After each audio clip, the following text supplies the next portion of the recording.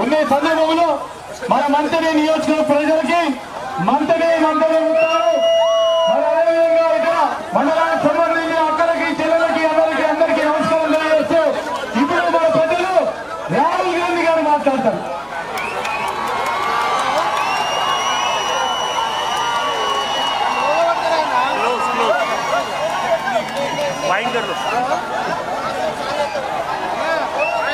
हरिओम को पूछे को नहीं, हरिओम को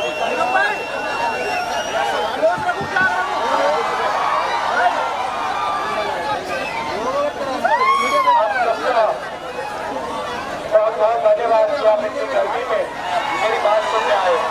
మీ అందరికీ హృదయపూర్వకంగా ధన్యవాదాలు. ఇంత ఎండ ఉన్నప్పటికీ మీరందరూ వచ్చి నాకు స్వాగతం పలికినందుకు.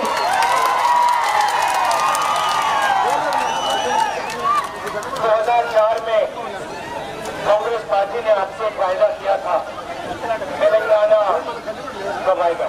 2004లో కాంగ్రెస్ పార్టీ మీకు చెప్పింది తెలంగాణ ఇస్తామని, ఆ వాగ్దానం తెలంగాణ రాష్ట్రం ఇవ్వాలని. और वो ऐतिहासिक वायदा 2014 में कांग्रेस पार्टी ने जो वायदा हमने पूरा किया। కాంగ్రెస్ పార్టీ ఇచ్చిన వాగ్దానం కాంగ్రెస్ పార్టీ 2013-14లో రాష్ట్రం ఇచ్చింది తెలంగాణ ప్రజలకు సంబంధించిన ప్రత్యేకమైన అంశం విషయంలో. మీకు మేము చెప్పాలంటే ఇప్పుడు ఏ పని అయితే సోనియా గాంధీ ఇచ్చిందో తెలంగాణ వాగ్దానం ఇచ్చి వాగ్దానాన్ని నిరూపించుకుందో.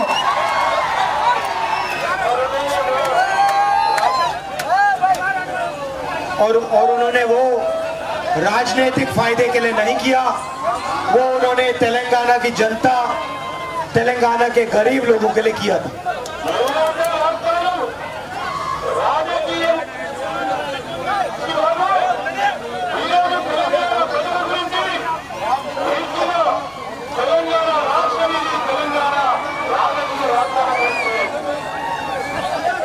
मगर दुख की बात है कि जो फायदा तेलंगाना के किसानों को, मजदूरों को, कमजोर लोगों को, पिछड़ों को, छोटे दुकानदारों को मिलना चाहिए था, वो नहीं मिला।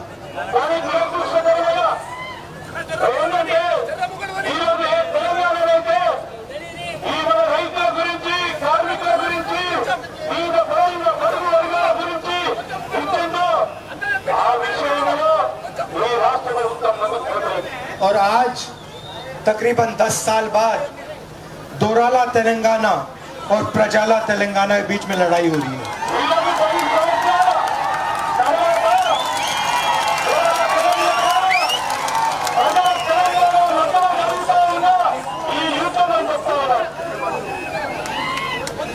आज उनको सीएम कहा जाता है, मगर वो सीएम नहीं है, वो राजा जैसे काम करते हैं।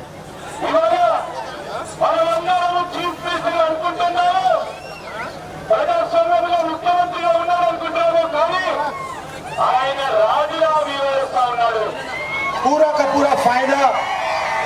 पूरा फायदा एक परिवार को मिलता है।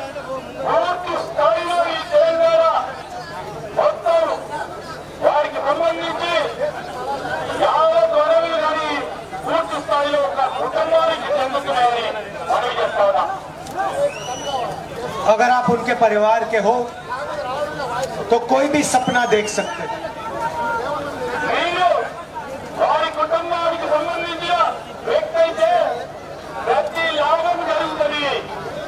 मगर अगर आप किसान के बेटे हो, मजदूर के बेटे हो, तो आप कोई भी सपना तेलंगाना में नहीं पूरा कर सकते।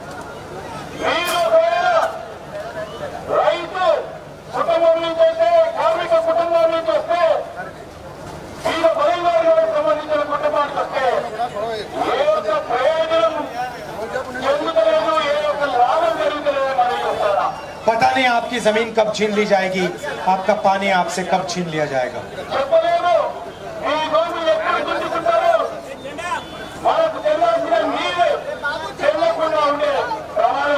पानी की बात करें तो यहाँ सबसे बड़ा उदाहरण है। నీళ్ళ గురించి మాట్లాడితే ఈ ప్రాంతానికి సంబంధించి నీటి ప్రాజెక్టుల యొక్క ఉదాహరణ 1 लाख करोड़ रुपए आपकी जेब में से यहाँ चोरी हुआ है। ఈ ప్రాంతం నుంచి కాళేశ్వర ప్రాజెక్ట్ కట్టి ఇక్కడ నుంచి దోపిడీ జరిగింది और इससे आपका कोई फायदा नहीं हुआ। ఈ ప్రాంతానికి ఒక్క ఎకరం కూడా నీళ్ళు రాలేదు उनके कॉन्ट्रैक्टर्स का फायदा हुआ, వారి కాంట్రాక్టర్లకి మేలు జరిగింది उनके परिवार का फायदा हुआ, వారి కుటుంబానికి మేలు జరిగింది मगर यहाँ के किसान, यहाँ के मजदूर को कोई फायदा नहीं मिला। ఇక్కడ రైతులకు ఇక్కడ కార్మికులకు ఎవరికి లాభం జరగలేదు ये तेलंगाना की और आपकी सच्चाई है। ఇది తెలంగాణలో జరుగుతా ఉన్న సత్యం నిజమని చెప్తా ఉన్నాం भाइयों और बहनों, ये मत सोचिए कि बीआरएस अकेली है। మీరందరూ కూడా అక్కలు చెల్లెలు అన్నలు తమ్ములు ఈరోజు టీఆర్ఎస్ పార్టీ ఒకటే పార్టీ కాదు बीआरएस, बीजेपी और एमआईएम तीनों एक साथ मिले हुए हैं। బీజేపీ టీఆర్ఎస్ ఎంఐఎం పార్టీ కలిసి ఈరోజు పనిచేస్తా ఉన్నాయి और मैं ये आपको बहुत आसानी से समझा सकता हूँ। నేను చాలా సులువుగా మీ అందరినీ కూడా అర్థం చేపిస్తాను पूरा देश जानता है कि मैं बीजेपी से लड़ता हूँ। మొత్తం దేశమంతా వారందరికీ తెలుసు ఈరోజు రాహుల్ గాంధీ గారు బీజేపీకి వ్యతిరేకంగా పోరాటం చేస్తా ఉన్నారు 24-25 केस है मेरे ऊपर। 24-25 కేసులు పెట్టారు मेरा घर छीन लिया, రాహుల్ గాంధీ గారు ఇల్లు కూడా కూర్చుకున్నారు मेरी जो लोकसभा की मेंबरशिप थी उसको रद्द कर दिया। లోకసభ సభ్యత్వం కూడా రద్దు చేయడం జరిగింది मैं पार्लियामेंट में जाता हूँ, मेरा माइक ऑफ कर देते हैं। పార్లమెంట్ లో ప్రజల తరఫున మాట్లాడతామంటే మైక్ కూడా ఆఫ్ చేసే కార్యక్రమం చేస్తా ఉన్నారు अब मैं आपसे सवाल पूछता हूँ, विपक्ष के सब लोगों के पीछे CBI, ED, income tax department, मगर आपके चीफ मिनिस्टर के खिलाफ कोई केस नहीं, ना ईडी, ना सीबीआई, ना इनकम टैक्स। విపక్షాలకు సంబంధించిన చాలా మంది సభ్యులపై ED case CBI case income tax కేసులు ఉన్నాయి కానీ ఇదే ముఖ్యమంత్రి పైన సిబిఐ ఈడీ ఇన్కమ్ ట్యాక్స్ కేసులు ఎక్కడ కూడా పెట్టలేదు బీజేపీ हिंदुस्तान के सबसे भ्रष्ट चीफ मिनिस्टर हैं तेलंगाना के। ఈ దేశంలో అత్యంత అవినీతి పరుడైన ముఖ్యమంత్రి ఈ రాష్ట్రంలో ఉన్నాడు मगर कोई इंक्वायरी नहीं, ఏ ఎంక్వైరీ కూడా చేయలేదు బీజేపీ పార్టీ क्योंकि ये एक साथ काम करते हैं। पार्लियामेंट में देखिए, जहां भी बीजेपी को जरूरत पड़ती है, बीआरएस एकदम उनका समर्थन करता है। వీరిద్దరు కలిసి ఒకే దాటిపై వచ్చే వ్యక్తులుగా రెండు పార్టీలు ఒకటిగా పార్లమెంట్ లో ఏ బిల్లు బీజేపీ పార్టీ బిల్లు ప్రవేశపెడితే దానికి పూర్తి స్థాయిలో మద్దతు పలికింది టీఆర్ఎస్ పార్టీ एमआईएम की बात करें तो जहां भी कांग्रेस पार्टी बीजेपी से लड़ती है, एमआईएम अपने टिकट अपने लोग खड़े कर देती है। ఏ ఎంఐఎం విషయానికి వస్తే ఎక్కడైతే కాంగ్రెస్ పార్టీ బీజేపీతో పోరాటం చేస్తా ఉందో ఆ రాష్ట్రాలకు పోయి ఎంఐఎం పార్టీ బీజేపీకి సపోర్ట్ చేసే విధంగా అక్కడ అభ్యర్థులు నిలబెడతా ఉంది उनके कैंडिडेट्स देखिए, सारे के सारे बीजेपी की मदद करने के कैंडिडेट्स हैं। వాళ్ళ అభ్యర్థులందరూ కూడా ఎంఐఎం అభ్యర్థులు కూడా మొత్తానికి మొత్తం బీజేపీకి సపోర్ట్ చేసే వ్యక్తులే असम में, महाराष्ट्र में, पूरे देश में ये अपने कैंडिडेट्स डालते हैं कांग्रेस पार्टी को नुकसान पहुंचाने के। అస్సాంలో కానీ మహారాష్ట్రలో కానీ మొత్తం దేశవ్యాప్తంగా కూడా ఎంఐఎం బీజేపీకి సపోర్ట్ చేసే అభ్యర్థులను నిలబెట్టి కాంగ్రెస్ పార్టీకి వ్యతిరేకంగా పనిచేస్తారు हम विचारधारा की लड़ाई लड़ते हैं।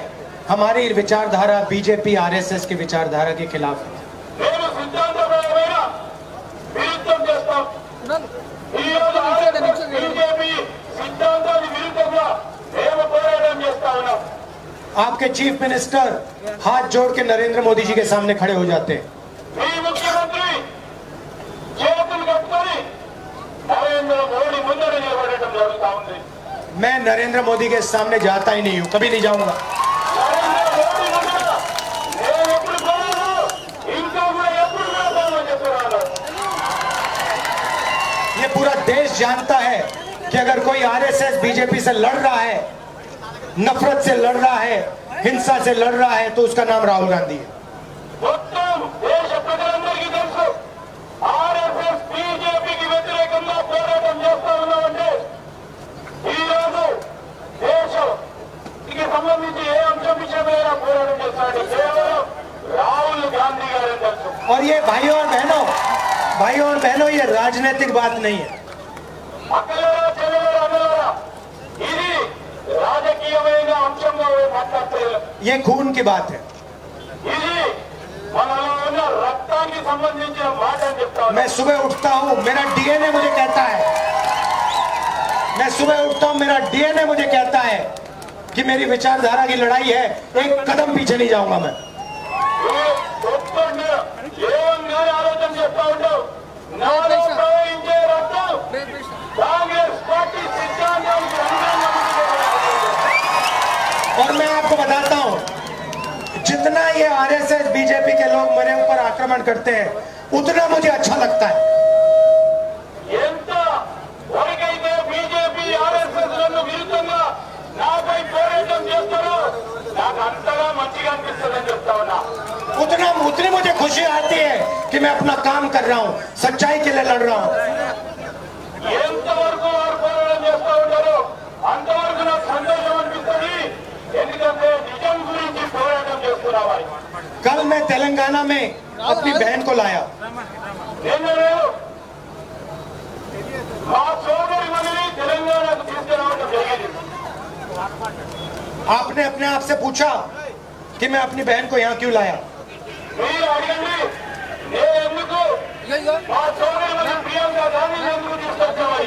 क्योंकि मैंने प्रियंका से कहा, मैंने कहा देखो मैं तेलंगाना जा रहा हूं, मेरा तेलंगाना से राजनीतिक रिश्ता नहीं है, पारिवारिक रिश्ता है। నేను ప్రియాంక గాంధీ గారితో చెప్పాను తెలంగాణ వెళ్తా ఉన్నాను. తెలంగాణ ప్రజలకు నాకున్నది రాజకీయ అనుబంధం కాదు, కుటుంబ పరంగా ఉన్న అనుబంధం అని చెప్పాను. और मैंने उससे कहा कि ये रिश्ता जो है, पारिवारिक रिश्ता, ये तुम्हारा और मेरा सिर्फ नहीं है, ये हमारी दादी का भी रिश्ता था।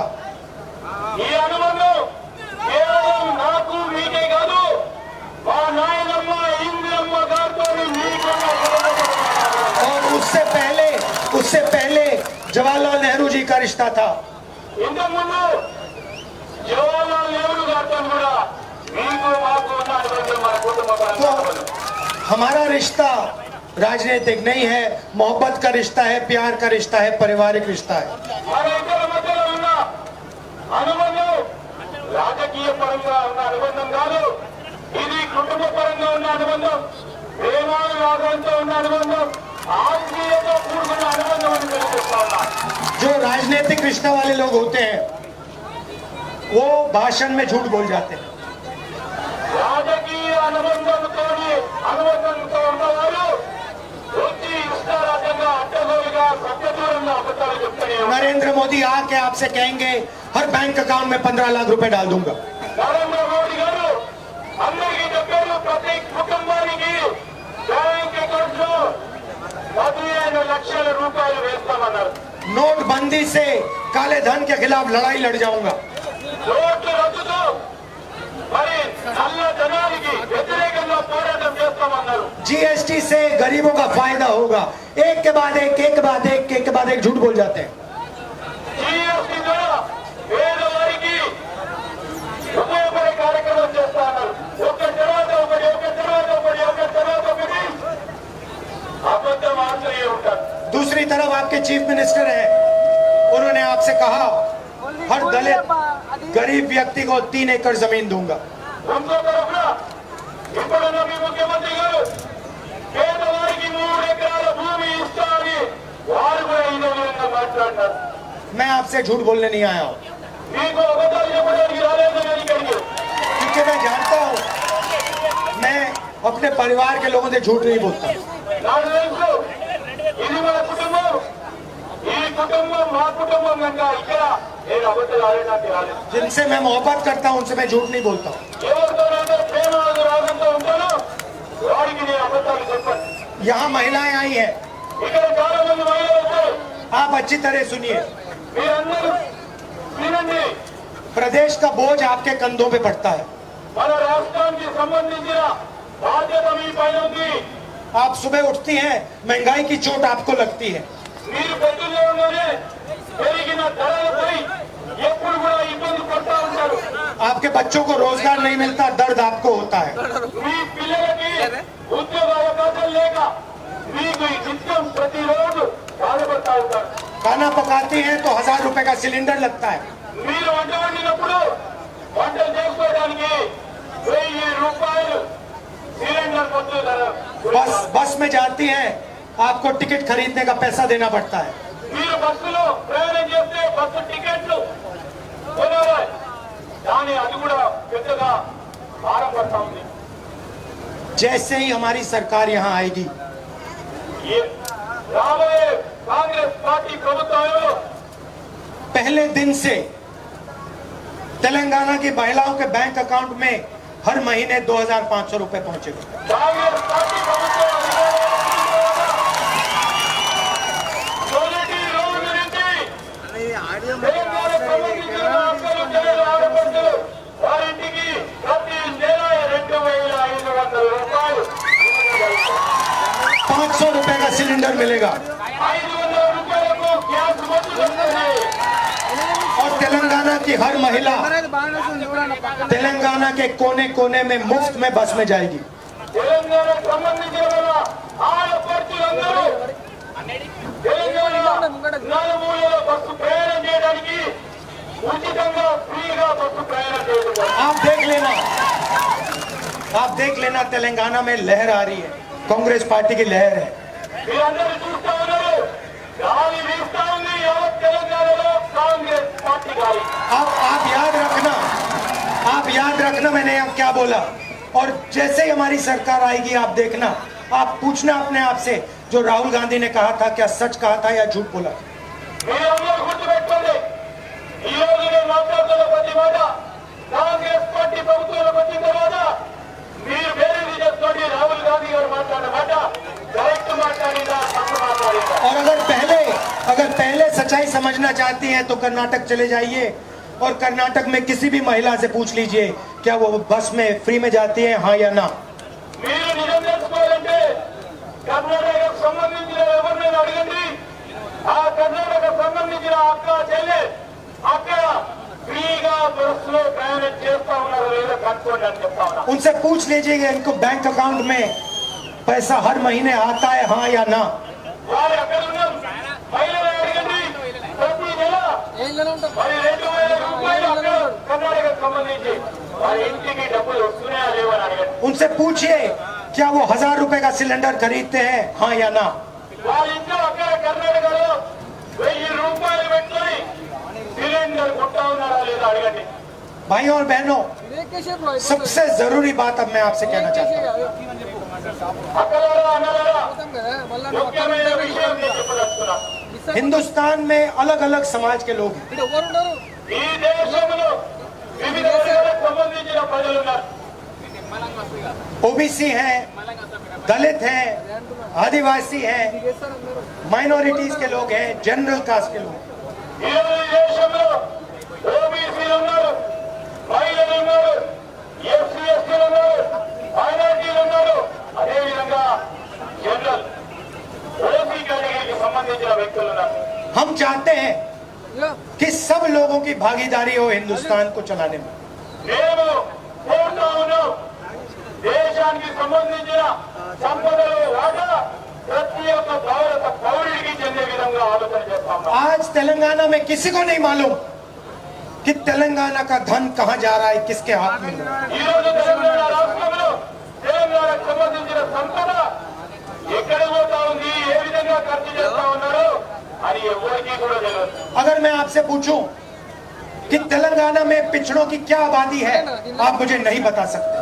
ఈ రోజు మిమ్మల్ని అడిగితే తెలంగాణకు సంబంధించిన ఓబీసీ సంబంధించిన జనాభా ఎంత ఉందంటే జనాభా ఎక్కలేదు. चलो मैं आपसे पूछता हूं, मुझे बता दो तेलंगाना में पिछड़े वर्ग की कितनी आबादी है। ఈ రోజు మేము అడుగుతా ఉన్నాం, సంబంధించి ఓబీసీల కానీ ఎస్సీ ఎస్టీల మైనార్టీలకు సంబంధించిన జనాభా ఎంత ఉందంటే వాళ్ళ దగ్గర సమాధానం లేదు. देखो हजारों लोग खड़े हैं मगर इस सवाल का जवाब कोई नहीं दे सकता. ఈరోజు వేలాది మంది ఉన్నారు. మేము అడిగిన ప్రశ్నకి ఎవరు కూడా సమాధానం చెప్పలేకపోతా ఉన్నారు. सही बात है. ఇది కరెక్టా కాదా? मैंने पार्लियामेंट हाउस में भाषण दिया పార్లమెంట్ లో నేను మాట్లాడినా, और मैंने सवाल पूछा నేను ఒక ప్రశ్న అడిగినా, कि आप मुझे बता दीजिए हिंदुस्तान में ओबीसी की कितनी आबादी है. मैं समझना चाहता हूं, मैं जानना चाहता हूं. మేము ప్రశ్న అడిగినాం పార్లమెంట్ లో మొత్తం దేశ జనాభాలో బీసీలకు సంబంధించిన జనాభా ఎంత, ఏ విధమైన సమాచారం ఉందని అడిగినాం. भाइयों और बहनों, हिंदुस्तान को 90 अफसर चलाते हैं. అక్కడ అన్నదా ఈ రోజు మొత్తం భారతదేశాన్ని 90 మంది అధికారులు నడిపిస్తా ఉంటారు. Secretary of government of India और cabinet secretary. Secretary government of ఇండియాకు సంబంధించిన కేబినెట్ సెక్రటరీ మిగతా సెక్రటరీ ఆఫీసర్లు నడిపిస్తారు. वैसे ही तेलंगाना को चुने हुए अफसर चलाते हैं. ఈ రోజు ఇక్కడ కూడా 30 మంది అధికారులు ఈ ప్రభుత్వాన్ని ఏ విధంగా నడిపిస్తారు? 70-80 लोग तेलंगाना को चलाते हैं.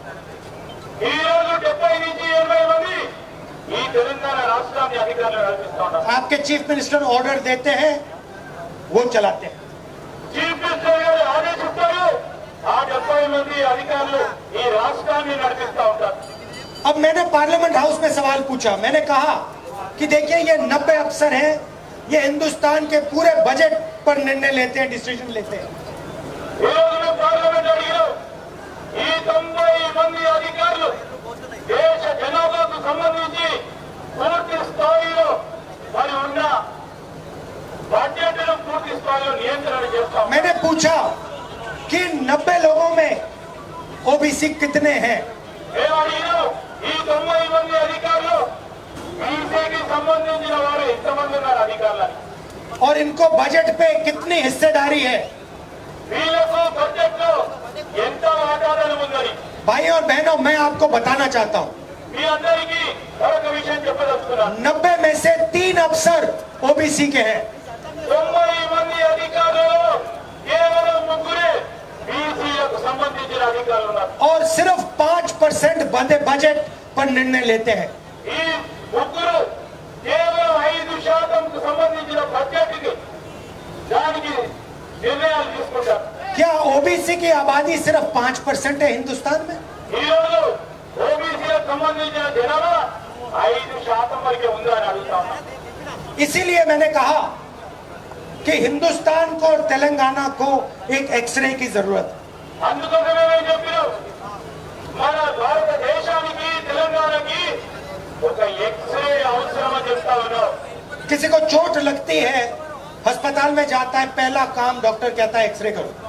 ఎవరికైనా దెబ్బ తాకినప్పుడు మనం వెంటనే ఆసుపత్రికి పోయి ఏమడుగుతామంటే ఒక ఎక్స్రే తీయమని అడుగుతాం. घुटने में दर्द होता है, कोहनी में दर्द होता है, डॉक्टर कहता है एक्सरे करो.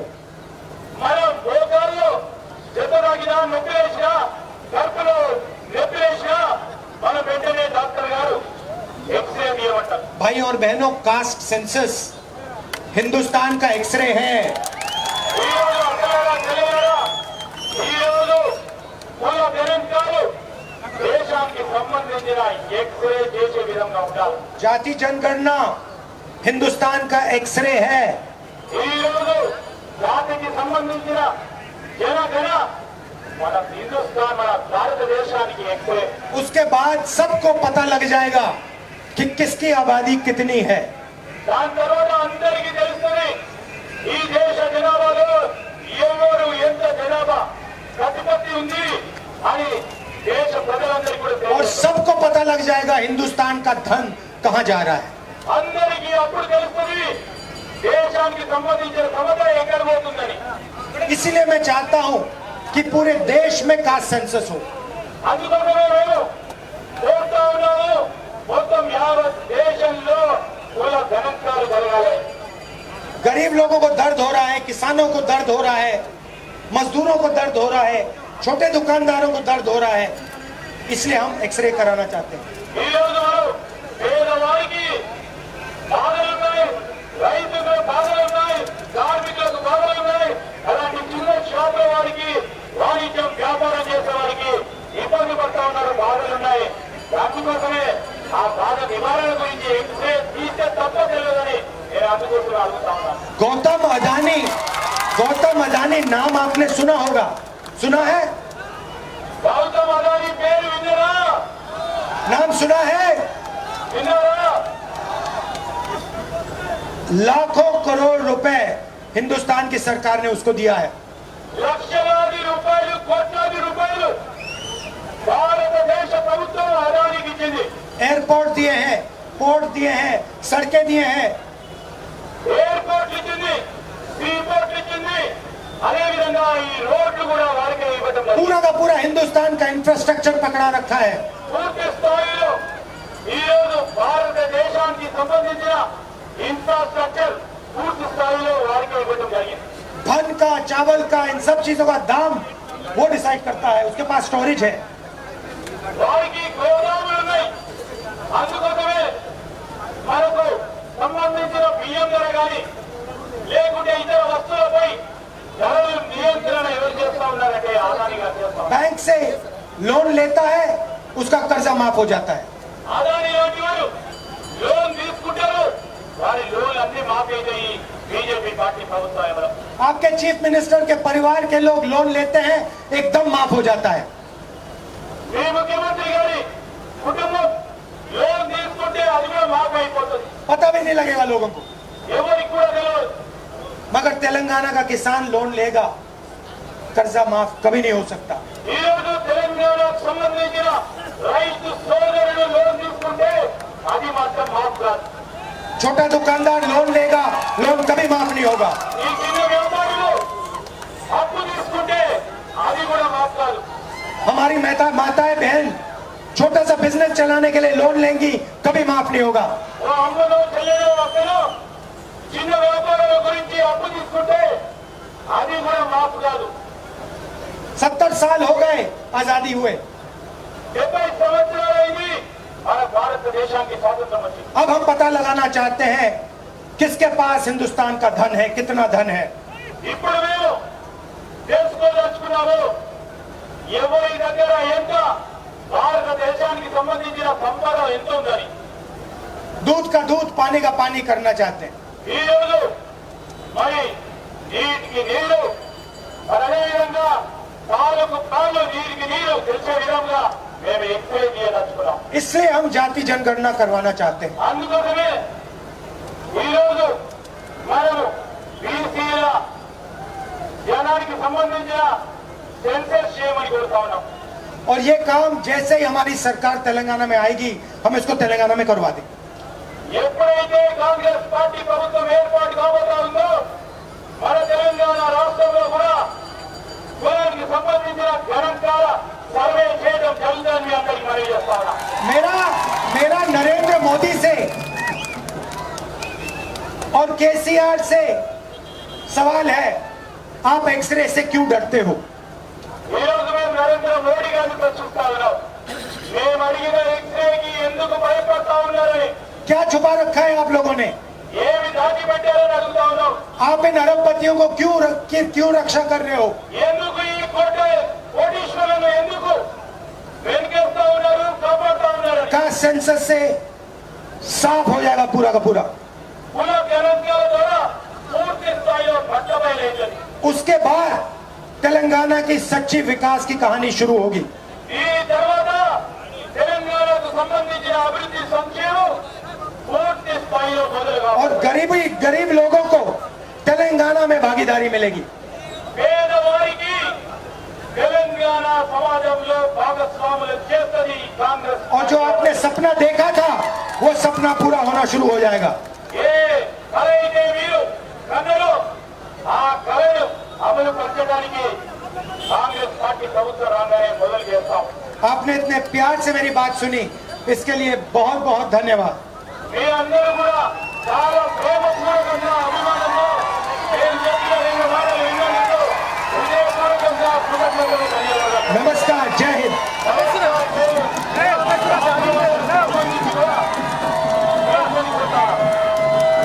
और यहाँ आप श्रीधर बाबू को जिताइए भारी बहुमत से।